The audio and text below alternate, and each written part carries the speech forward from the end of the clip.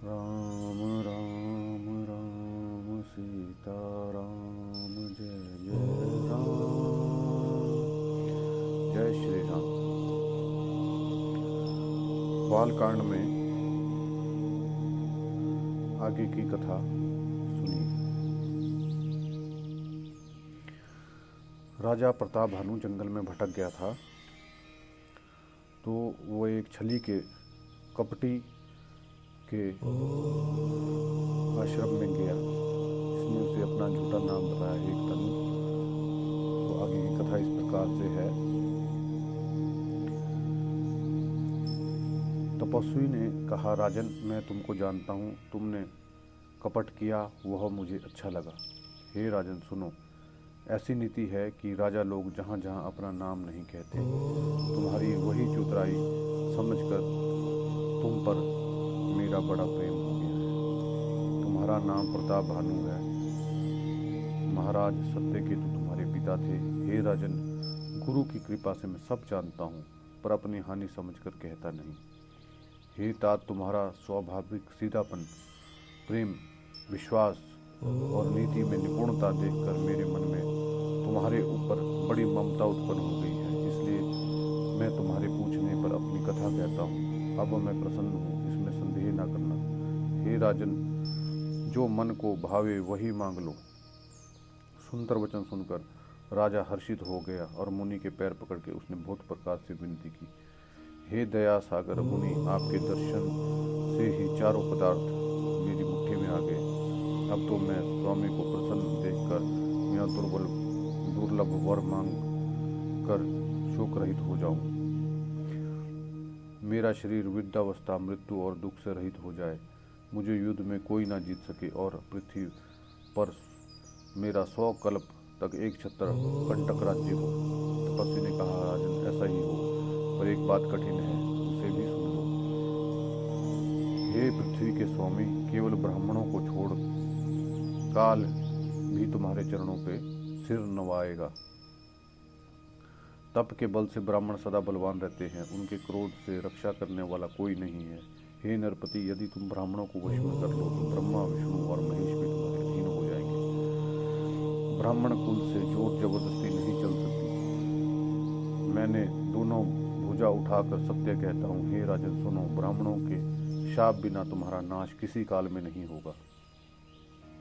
राजा उसके वचन सुनकर बड़ा प्रसन्न हुआ और कहने लगा, हे स्वामी, मेरा नाश अब नहीं होगा। हे कृपानाथ प्रभु, आपकी कृपा से मेरा सब समय कल्याण होगा।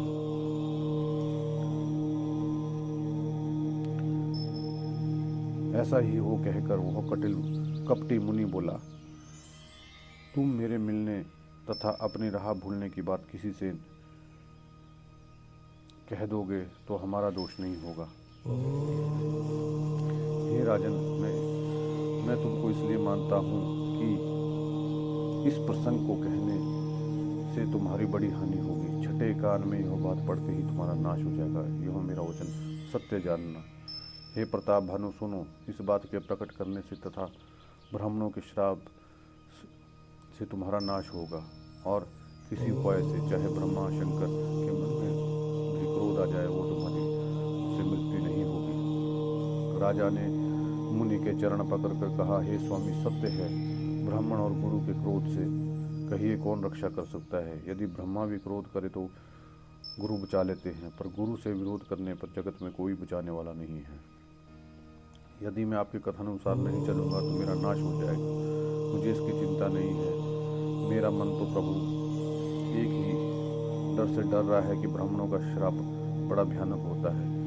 वे ब्राह्मण किसी के वश में हो सकते हैं। कृपा करके ये बताइए, हे दीन दयालु, आपको छोड़कर और किससे मैं अपना हित कहूँ।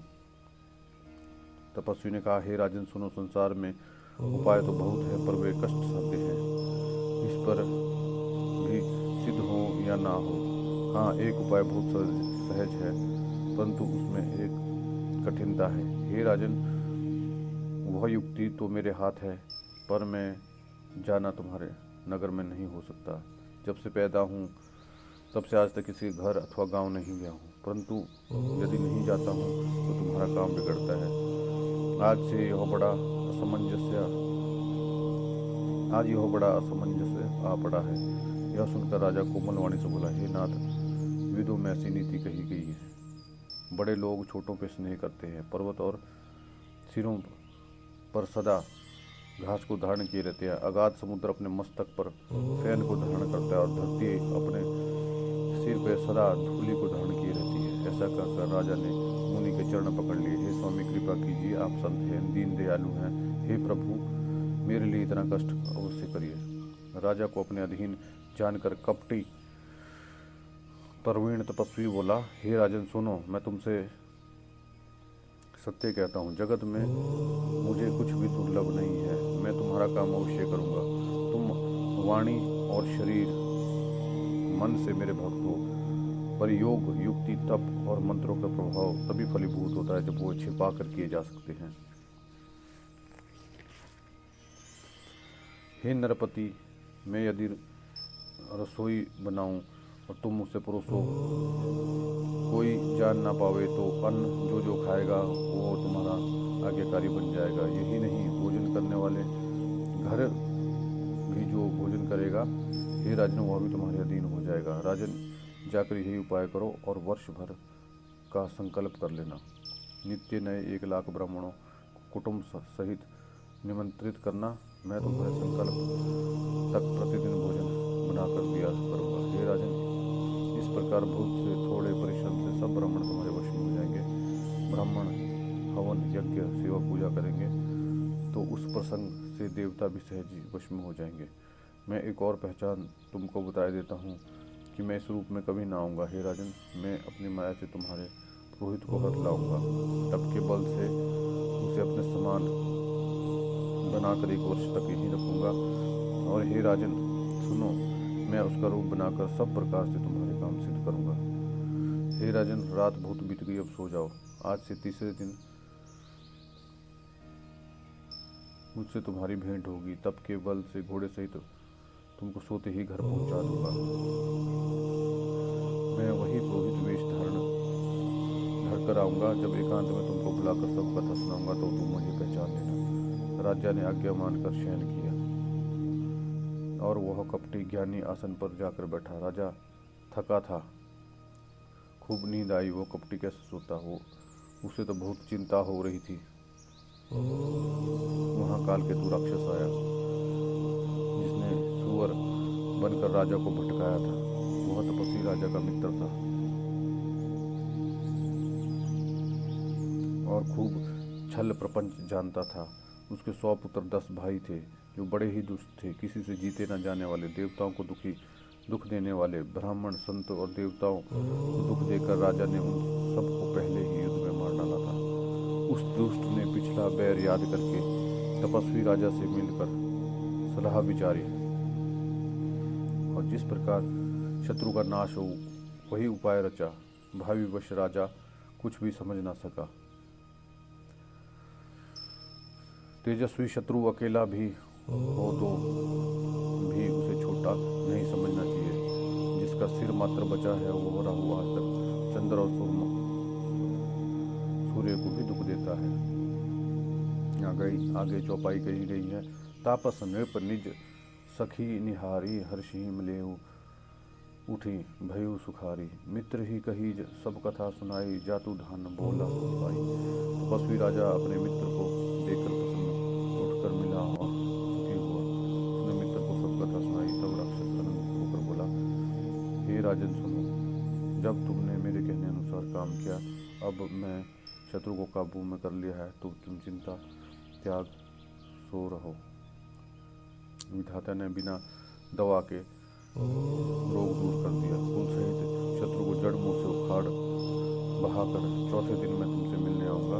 तपस्वी राजा को खूब दिलासा देकर वह महामारी अत्यंत क्रोधी राक्षस चला गया। उसने प्रताप भानु राजा को घोड़े सहित क्षण भर में घर पहुंचा दिया। राजा को रानी के पास सुलाकर घोड़े को अच्छी तरह से घुड़साल में बांध दिया। फिर वह राजा के पुत्र को उठाकर ले गया। उसने माया से उसकी बुद्धि में भ्रम डालकर उसे पहाड़ी की क्रों में ला कर रखा। अब वह पुरोहित रूप बनाकर उसकी सुंदर सेज पर जा लेटा।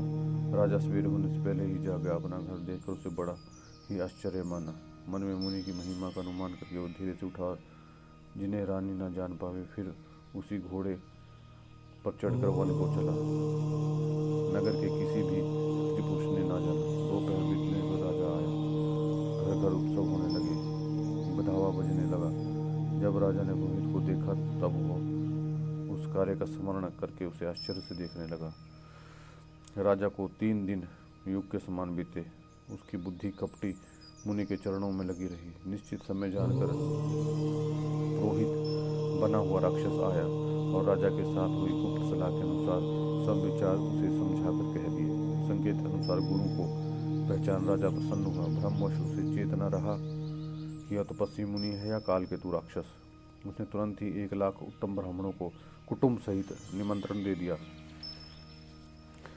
पुरोहित ने 6 रस और 4 प्रकार के भोजन, जैसा वेदों में वर्णन है, बनाए। उसने मायामयी रसोई तैयार की और इतने व्यंजन बनाए जिन्हें कोई गिन नहीं सकता। अनेक प्रकार के पशुओं का मांस पकाया। उसमें दुष्ट ने ब्राह्मणों का मांस मिला दिया। सब ब्राह्मणों को भोजन के लिए बुलाया, चरण धोकर आदर सहित बैठाया। ज्यों ही राजा परोसने लगा, उस समय काल केतु कृत आकाशवाणी हुई, हे ब्राह्मणों, उठ उठ कर अपने घर जाओ, अन्न मत खाओ, इसे खाने में बहुत हानि है। रसोई में ब्राह्मणों का मांस है। विश्वास मानकर सब ब्राह्मण उठकर खड़े हुए। राजा व्याकुल हो गया। उसकी बुद्धि मोह में भूल गई। होनहारवश उसके मुंह से एक बात ना निकली। तब ब्राह्मण को औरत सहित बोले, उन्होंने कुछ भी विचार नहीं किया। अरे मूर्ख राजा, तू जा परिवार सहित राक्षस हो। हे नीच क्षत्रिय, तूने परिवार सहित ब्राह्मणों को बुलाकर उन्हें नष्ट करना चाहा था। ईश्वर ने हमारे धर्म की रक्षा की, अब तू परिवार सहित नष्ट होगा। 1 वर्ष के भीतर तेरा नाश हो जाए। तेरे कुल में कोई पानी देने वाला भी ना हो। शाप सुनकर राजा भय के मारे अत्यंत व्याकुल हो गया। फिर सुंदर आकाशवाणी हुई, हे ब्राह्मणों, तुमने विचार कर श्राप नहीं दिया। राजा ने तो कुछ भी अपराध नहीं किया है। आकाशवाणी सुनकर सब ब्राह्मण चकित हो गए। तब वह राजा वहाँ गया जहाँ भोजन बना था। वहाँ ना भोजन था, ना रसोईया का ब्राह्मण था। तब राजा के मन में अपार चिंता करता हुआ लौटा। उसने ब्राह्मणों को सब वृतांत सुनाया और भयभीत और व्याकुल होकर पृथ्वी पर गिर पड़ा। हे राजन, यद्यपि तुम्हारा दोष नहीं है तो भी होनहार नहीं मिटता। ब्राह्मणों का श्राप बहुत ही भयानक होता है। यह किसी तरह भी टाले नहीं टल सकता। यह कहकर ब्राह्मण चले गए। नगरवासियों ने यह समाचार पाया तो चिंता करने लगे, विधाकर्ता को दोष देने लगे, जिसने हंस बनाते बनाते कौवा कर दिया।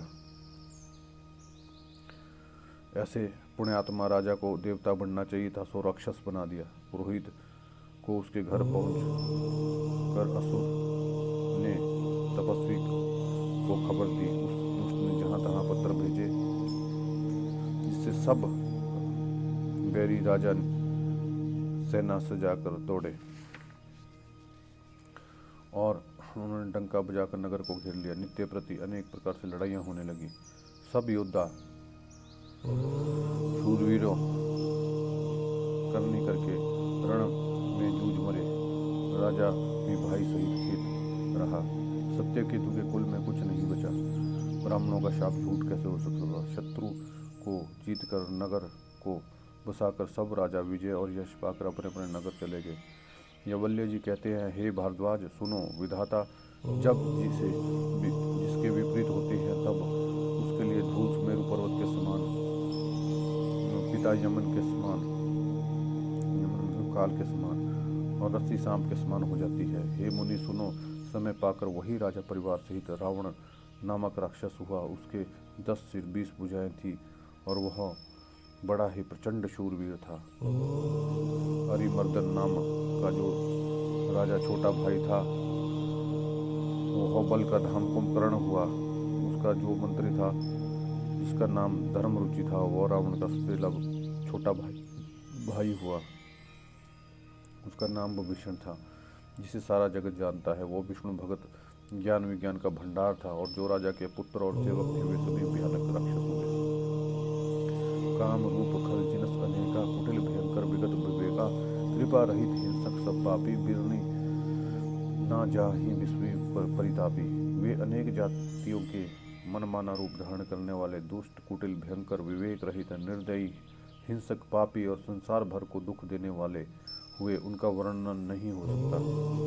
यद्यपि वे पुलस्त्य ऋषि के पवित्र, निर्मल और अनुपम कुल में उत्पन्न हुए, तथापि ब्राह्मणों के श्राप के कारण वे सब पाप रूप हुए। तीनों भाइयों ने अनेक प्रकार की बड़ी ही कठिन तपस्या की, जिसका वर्णन नहीं हो सकता। तप देखकर ब्रह्मा जी उनके पास गए और बोले, तात मैं प्रसन्न हूँ, वर मांगो। रावण ने विनय करके और चरण पर के, हे जगदीश्वर सुनिए, वानर और मनुष्य इन दोनों जातियों को छोड़कर हम किसी के और से न मारे जाए, यह वर दीजिए। शिव जी कहते हैं, मैंने और ब्रह्मा ने मिलकर उसे वर दिया, ऐसा ही हो। तुमने बड़ा तप किया है। फिर ब्रह्मा जी कुंभकर्ण के पास गए। उसे देखकर मन में ही बड़ा आश्चर्य हुआ। जो यह दुष्ट नित्य आहार करेगा तो सारा संसार ही उजड़ जाएगा। ऐसा विचार कर ब्रह्मा ने सरस्वती को प्रेरणा देकर उसकी बुद्धि फेर दी। उसने 6 महीने तक की नींद मांगी। फिर ब्रह्मा जी विभीषण के पास गए, बोले, हे पुत्र, वर मांगो। उसने भगवान के चरण कमल में निर्मल प्रेम मांगा। उसको वर दे के ब्रह्मा जी चले गए। वे तीनों भाई हर्षित होकर अपने घर लौट आए।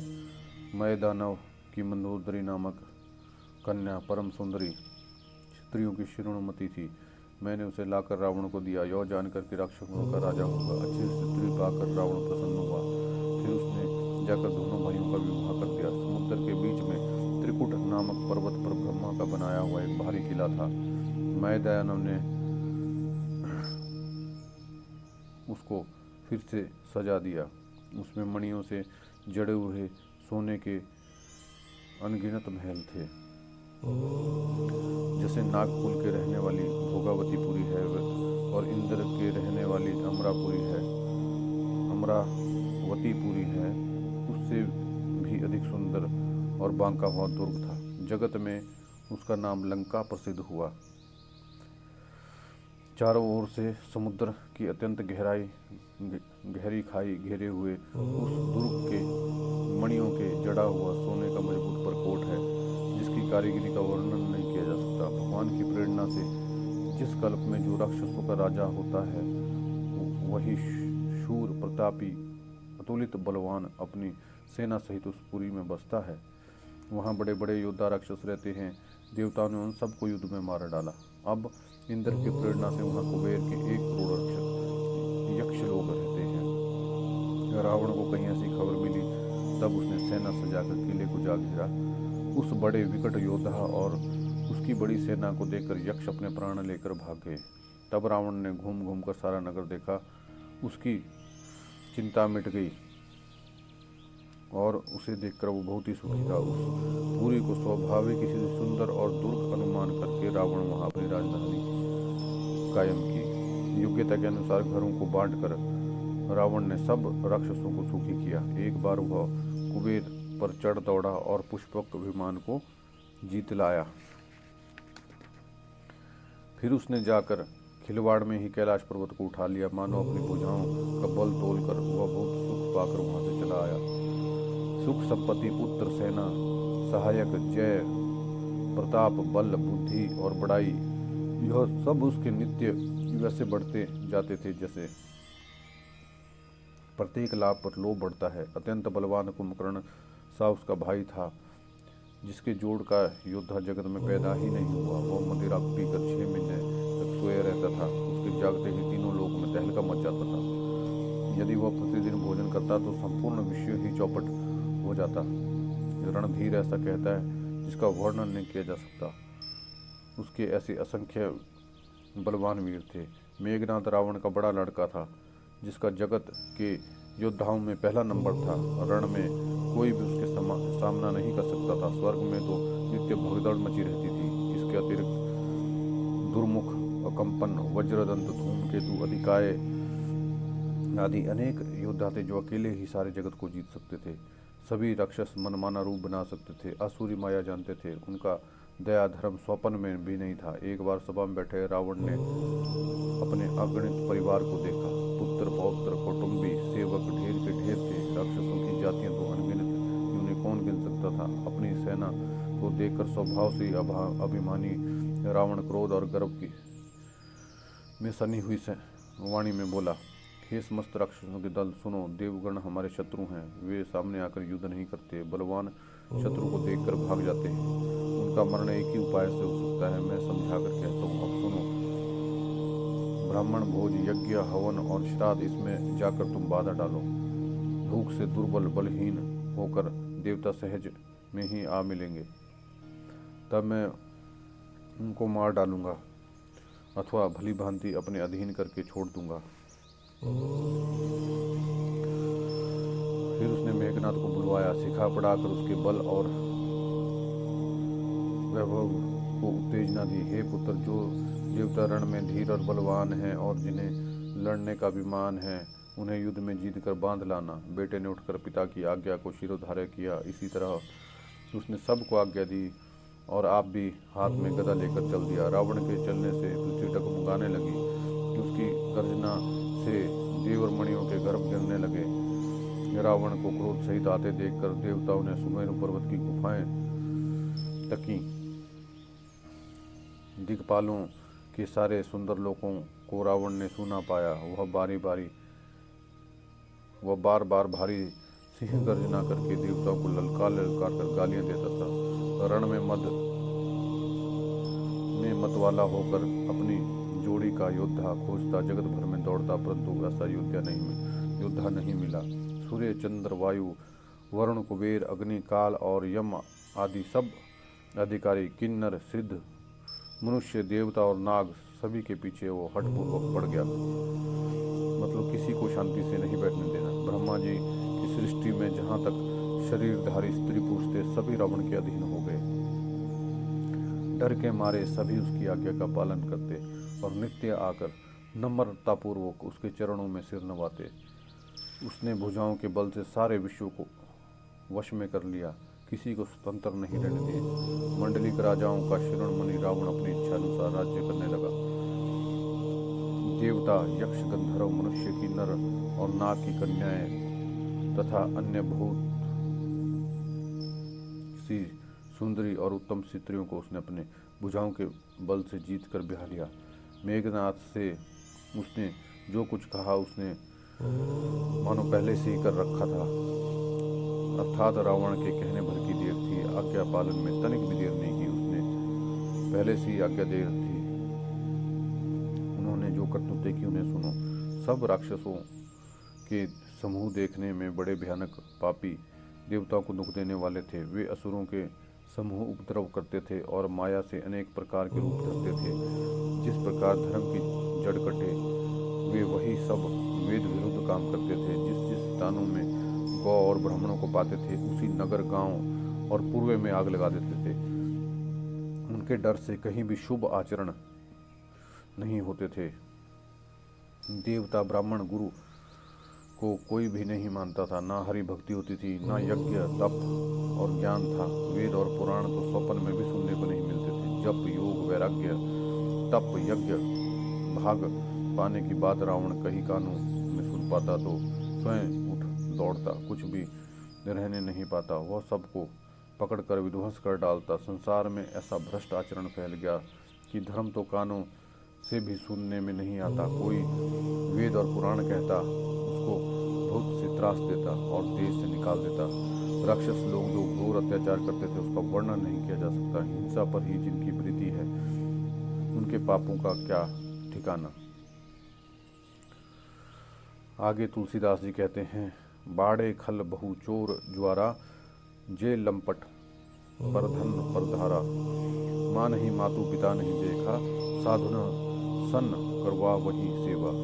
पराय धन और पराय स्त्री पर मन चलाने वाला दुष्ट, चोर और जुआरी बहुत बढ़ गए। लोग माता पिता और देवताओं का नहीं मानते थे और साधुओं की सेवा करना तो दूर, उल्टा उनसे सेवा करवाते थे। शिव जी कहते हैं, हे भवानी, जिनके ऐसे आचरण हैं, उन सब प्राणियों को राक्षस ही समझना।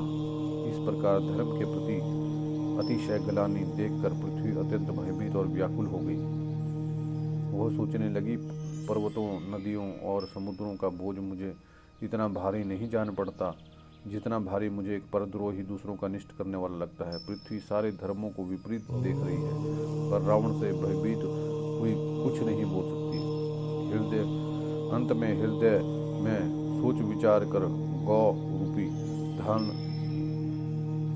कर धरती वहां गई जहां सब देवता मुनि छुपे थे। पृथ्वी ने रोकर अपना दुख सुनाया, पर किसी से कुछ काम न बना। तब देवता मुनि और गंधर्व सब मिलकर ब्रह्मा के लोक सत्य लोक हो गए। भय और शोक से अत्यंत व्याकुल बेचारी पृथ्वी भी गौ का शरीर धारण किए उनके साथ गई। ब्रह्मा जी सब जान गए। उन्होंने मन में अनुमान लगाया कि इसमें मेरा कुछ भी वश नहीं चलेगा। उन्होंने पृथ्वी से कहा कि जिसकी तू दासी है वही अविनाशी हमारा और तुम्हारा दोनों का सहायक है। ब्रह्मा जी ने कहा, हे धरती, मन में धीरज धारण करके श्री हरि जी के चरणों का स्मरण करो। प्रभु अपनी दासों की पीड़ा को जानते हैं, यह तुम्हारी कठिन विपत्ति का नाश करेंगे। सब देवता बैठकर विचार करने लगे कि प्रभु को कहाँ पावें, ताकि उनके समान पुकार कर कोई वैकुंठपुरी जाने को कहता, कोई कहता कि वही प्रभु क्षीर समुद्र में निवास करते हैं। जिनके हृदय में जैसी भक्ति और प्रीति होती है, प्रभु वहाँ सदा उसी रीति से प्रकट होते हैं। हे पार्वती, उस समाज में मैं भी था। अवसर पाकर मैंने भी एक बात कही। मैं तो यह जानता हूँ कि भगवान सब जगह समान रूप से व्यापक हैं। वो प्रेम से ही प्रकट हो जाते हैं। देश काल दिशा विदिशा में बताओ ऐसी जगह कहाँ है जहाँ प्रभु ना हो। वे चराचरमय होते हुए ही सबसे रहित हैं और विरक्त हैं। वे प्रेम से प्रकट होते हैं जैसे अग्नि। मेरी बात सबको प्रिय लगी। ब्रह्मा ने साधु साधु कहकर बढ़ाई की। मेरी बात सुनकर ब्रह्मा जी के मन में बड़ा हर्ष हुआ। उनका तन पुलकित हो गया और नेत्रों से आंसू बहने लगे। तब वे धीर बुद्धि ब्रह्मा जी सावधान होकर हाथ जोड़कर स्तुति करने लगे। हे देवताओं के स्वामी, सेवकों को सुख देने वाले, शरणागत की शरीर की रक्षा करने वाले भगवान आपकी जय हो, जय हो। हे गौ ब्राह्मणों का हित करने वाले, असुरों का विनाश करने वाले, समुद्र की कन्या श्री लक्ष्मी जी के प्रिय स्वामी आपकी जय हो। ये देवता और पृथ्वी का पालन करने वाले आपकी लीला अद्भुत है, उसका भेद कोई नहीं जानता। ऐसे ही स्वभाव से कृपालु और दीन दयालु हैं, वे हम पे कृपा करें। हे अविनाशी, अपने हृदय में निवास करने वाले, सर्वव्यापक, परम आनंद रूप, अज्ञेय, इंद्रियों से परे, पवित्र चरित्र, माया रहित मुकुंद आपकी जय हो, जय हो। विरक्त और मोह से सर्वथा छूटे हुए मुनि वृंद भी आपके अनुरागी बनकर दिन रात ध्यान करते हैं और जिनके गुण समूहों का गान करते हैं, उन सच्चिदानंद की जय हो। जिन्होंने बिना किसी दूसरे संगी और सहायक के अकेले ही त्रिगुण ब्रह्मा विष्णु स्वरूप बनकर बिना किसी उपादान कारण के अर्थात स्वयं ही सृष्टि का कारण बनकर तीनों प्रकार की सृष्टि उत्पन्न की, वे पापों का नाश करने वाले भगवान हमारे सुधीले। हम ना भक्ति जानते हैं न पूजा, जो संसार के भगत का नाश करने वाले, मुनियों के मन को आनंद देने वाले और विपत्तियों का समूह नष्ट करने वाले, हम सब देवताओं के समूह मन वचन और कर्म से चतुराई करने वाले, बाण छोड़ भगवान की शरण में है। सरस्वती, वेद, शेष जी, संपूर्ण ऋषि, कोई भी जिनको नहीं जानते, जिन्हें दीन प्रिय हैं, ऐसा वेद पुकार कर कहते हैं, वे ही श्री भगवान हम पर दया करें। हे संसार रूपी समुद्र के मथने के लिए मंदराचल रूप सब प्रकार के सुंदर गुणों के धाम और सुखों की राशिनाथ आपके चरण कमलों में मुनि, सिद्ध और सारे देवता भय से अत्यंत व्याकुल होकर नमस्कार करते हैं। देवताएं और पृथ्वी को भयभीत जानकर अपने स्नेह युक्त वचन सुनकर शोक और संदेह को हरने वाली आकाशवाणी हुई। हे मुनि, सिद्ध और देवताओं के स्वामियों, डरो मत। तुम्हारे लिए मैं मनुष्य का रूप धारण करूंगा और उदार सूर्यवंश में अंशों सहित मनुष्य का अवतार लूंगा। कश्यप और अदिति ने बड़ा भारी तप किया था, मैं पहले ही उन्हें वरदान दे चुका हूँ। वे दशरथ और कौशल्या के रूप में मनुष्यों के राजा होकर अयोध्यापुरी में प्रकट हुए हैं। उन्हीं के घर जाकर मैं रघुकुल में श्रेष्ठ 4 भाइयों के रूप में अवतार लूंगा। नारद के सब वचन मैं सत्य करूंगा और पराशक्ति ये सहित अवतार लूँगा, मैं पृथ्वी का सारा भार हर लूँगा। हे देव वृंद, तुम निर्भय हो जाओ। आकाश में ब्रह्म की वाणी को कान से सुनकर देवता तुरंत लौट गए, उनका हृदय शांत हो गया। तब ब्रह्मा ने पृथ्वी को समझाया, वो निर्भय हो गई, उसके जी में भरोसा ढाढ़स आ गया। देवताओं को यही सिखाकर कि वानरों का शरीर धर धर कर तुम लोग पृथ्वी पर जाकर भगवान के चरणों की सेवा करो। ब्रह्मा जी अपने लोक को चले गए। सब देवता अपने अपने लोक चले गए। पृथ्वी सहित सब के मन को शांति मिली। ब्रह्मा ने जो कुछ आज्ञा दी थी, देवता बहुत प्रसन्न हुए और उन्होंने वैसा करने में कभी देरी नहीं की। पृथ्वी पर उन्होंने वानर देह धारण किया। उनमें अपार बल और प्रताप था। सभी शूरवीर थे। पर्वत, वृक्ष और नख ही उनके शस्त्र थे। वे धीर बुद्धि वाले वानर रूप देवता भगवान के आने की राह देखने लगे। जय श्री राम।